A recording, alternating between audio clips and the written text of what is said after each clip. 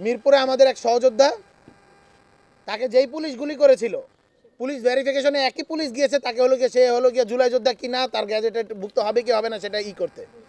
মানে এইরকম ধরনের স্যাটায়ার কিন্তু আমাদের সাথে হচ্ছে, এই ধরনের আয়রনি আমাদের সাথে করা হচ্ছে। ফলত এই পুলিশ বা এই মানবাধিকার কমিশন যারা তদন্ত হবে, তারা যে অ্যাকচুয়ালি প্রতিবেদনটা দিবে কি দিবে না সেটা নিয়ে আসলে আমরা সন্দিহান, এবং এখানে আমরা আমাদের নোট অফ ডিসিশন জানায় রাখতেছি, এবং এটা নিয়ে আমরা আমাদের পরবর্তী যে রাজনৈতিক কার্যক্রম সেই জিনিসটা চালাবো, সেটার ঘোষণা আমরা দিচ্ছি। মানবাধিকার কমিশনের তদন্ত যদি প্রমাণিত হয় হত্যাকাণ্ড রাজনৈতিক প্রতিরোধের অংশ হিসেবে হয়েছে, তাহলে মামলা হবে না, শুধুমাত্র ক্ষতিগ্রস্ত পরিবার ক্ষতিপূরণ পেতে পারে। আর যদি প্রমাণিত হয় বিশৃঙ্খল পরিস্থিতি, অপরাধমূলক অপব্যবহার করে হত্যাকাণ্ড ঘটানো হয়েছে, তবে তদন্ত প্রতিবেদনে চার্জশিট হিসেবে গ্রহণ করে মামলা দায়ের করা হবে। মানে এই জিনিসটা আসলে আরেকটা মজা, আরেকটা হলো গিয়া ফান। আমি আপনাদেরকে একটা উদাহরণ দিই। মিরপুরে আমাদের এক সহযোদ্ধা, তাকে যেই পুলিশ গুলি করেছিল, পুলিশ ভেরিফিকেশনে একই পুলিশ গিয়েছে, তাকে হলো গিয়ে সে হলো গিয়ে জুলাই যোদ্ধা কি না, তার গ্যাজেটে ভুক্ত হবে কি হবে না সেটা করতে। মানে এইরকম ধরনের স্যাটায়ার কিন্তু আমাদের সাথে হচ্ছে, এই ধরনের আয়রনি আমাদের সাথে করা হচ্ছে। ফলত এই পুলিশ বা এই মানবাধিকার কমিশন যারা তদন্ত হবে, তারা যে অ্যাকচুয়ালি প্রতিবেদনটা দিবে কি দিবে না সেটা নিয়ে আসলে আমরা সন্দিহান, এবং এখানে আমরা আমাদের নোট অফ ডিসিশন জানায় রাখতেছি, এবং এটা নিয়ে আমরা আমাদের পরবর্তী যে রাজনৈতিক কার্যক্রম সেই জিনিসটা চালাবো, সেটার ঘোষণা আমরা দিচ্ছি। এই পর্যায়ে গণভোট বিষয়ক যে আমাদের ঘোষণা, আমরা সেই ঘোষণাটি দিতে যাচ্ছি। আমাদের ক্যাম্পেইনের নাম রিবিল্ডিং দ্য নেশন। আমি আবারও বলছি, আমাদের ক্যাম্পেইনের নাম রিবিল্ডিং দ্য নেশন।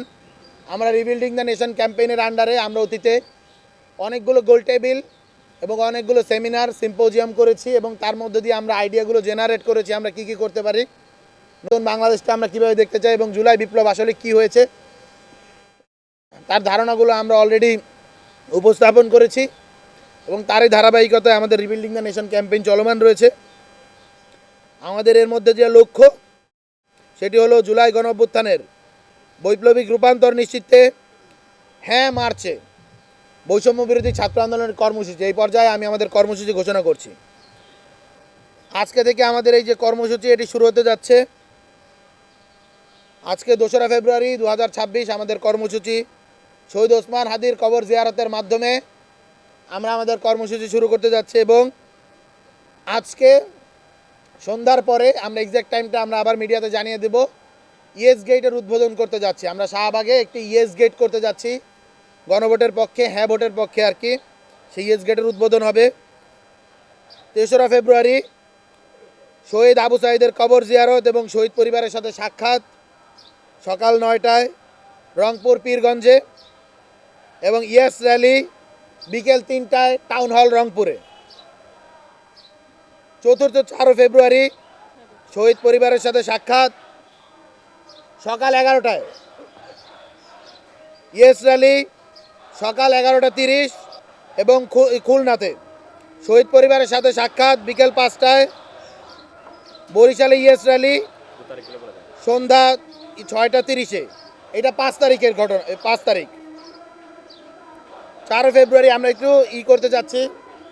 4 ফেব্রুয়ারি শহীদ পরিবারদের সাথে সাক্ষাৎ সকাল 11টায়, ইয়েস র্যালি বিকাল 3টায় রাজশাহীতে। 6 ফেব্রুয়ারি শহীদ পরিবারের সাথে সাক্ষাৎ সকাল 10টায় ময়মনসিংহ, ইয়েস র্যালি বিকেল 3টায় ময়মনসিংহ। 7 ফেব্রুয়ারি শহীদ পরিবারের সাথে সাক্ষাৎ 10টায়, ইয়েস র্যালি 3টায়।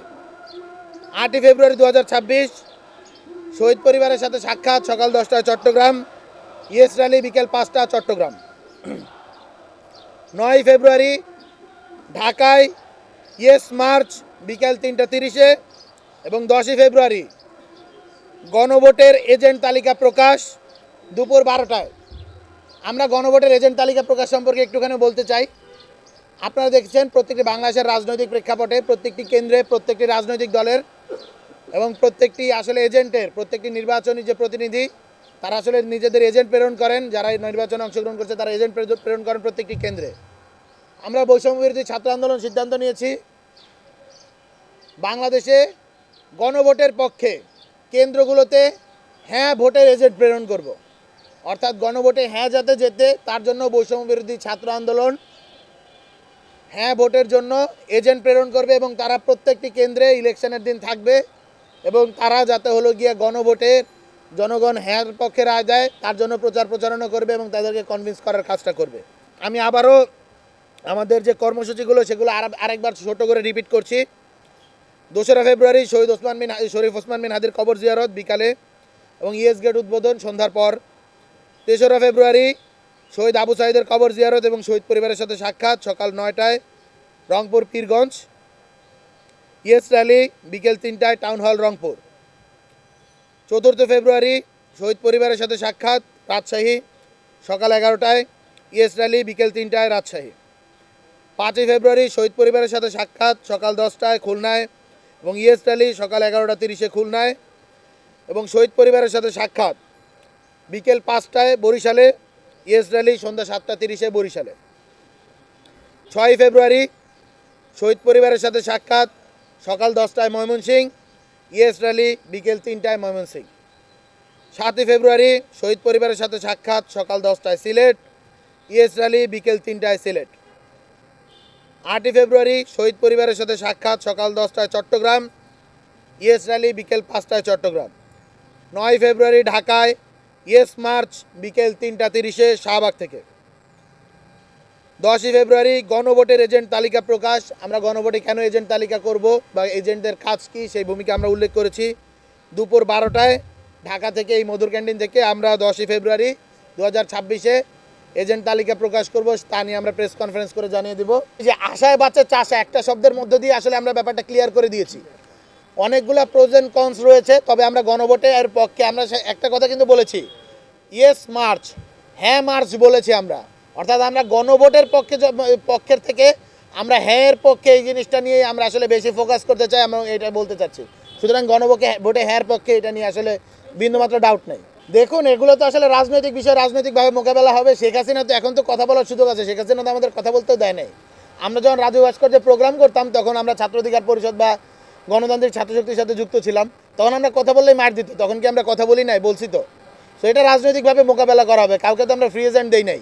আর রাষ্ট্র নিয়ে তো কেউ সিনেমিনি খেলার সুযোগ পাবে না, আর আমরা কাউকে দিব না। আমরা রাজনৈতিকভাবে মোকাবেলা করবো, রাজপথ থেকে মোকাবেলা করবো না। অফিসিয়াল মেথড না এটা, আমরা আনঅফিসিয়ালি করতে চাচ্ছি।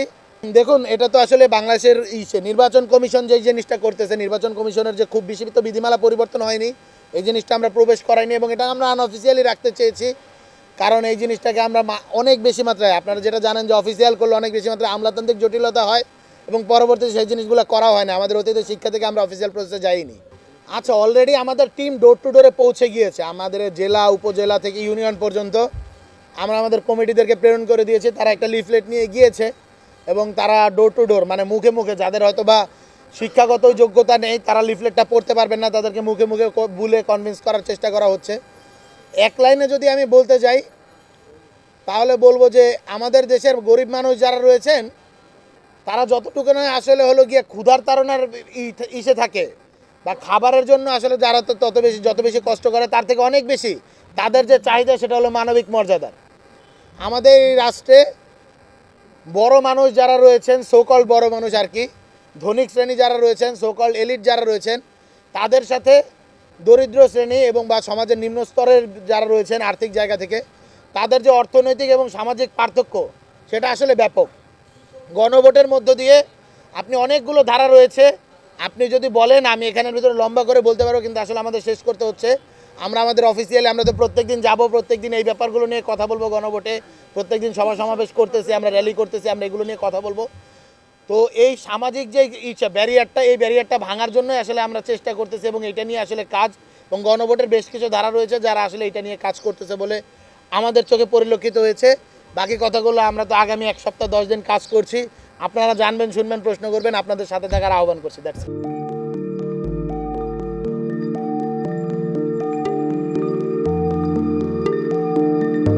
পহেলা জানুয়ারি 2026 ইউটিউব জার্নালিজমের অগ্রদূত changeTV.press সংগ্রাম মুখর 7 বছর পেরিয়ে পা রাখলো গৌরবান্বিত 8 বছরে। এই আনন্দ প্রহরে সবাইকে নিরন্তর শুভেচ্ছা। আমি নিজেকে ধন্যবাদ মনে করি, আমি সৌভাগ্যবান। চেঞ্জ টিভির পক্ষ থেকে আমার সাক্ষাৎকার নেওয়ার জন্য তারা আসছেন এবং চেঞ্জ টিভি দীর্ঘ 8 বছর ধরে এই কাজগুলি করছে। আমি তারা অনেক ভালো কাজ করেছেন, দেশের মানুষের সুখ দুঃখের কথা প্রত্যক্ষ তুলে ধরছেন। আমার আশা থাকবে চেঞ্জ টিভি সামনের দিকে উত্তরোত্তর আরো সমৃদ্ধি হবে। একটাই শুধু আমাদেরকে উপদেশ দিতে চায় তাদের কাছে, সেটা হচ্ছে সত্য কথাটা মানুষের সামনে তুলে ধরা, মানুষের ভিতরে কি চায় তাদেরটা তুলে ধরা, মানুষের প্রত্যাশা তুলে ধরা, এবং মানুষের মধ্যে এই যে দেশাত্মবোধটা এবং সত্যবাদীটা এটা জাগরণ করে চেঞ্জ টিভির সামনের দিকে এগিয়ে যাবে।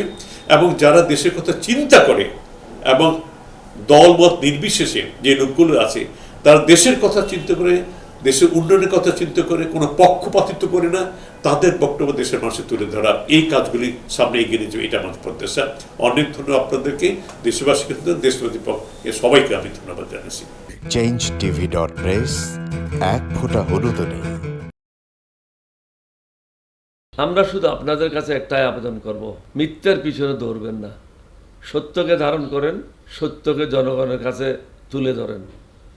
সেটা যতই কঠিন হোক না কেন পিছপা হবেন না, ভয়ের কোনো কারণ নাই।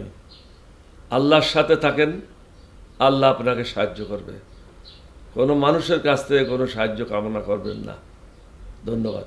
changetv.press এক ফোঁটা হলুদও নেই।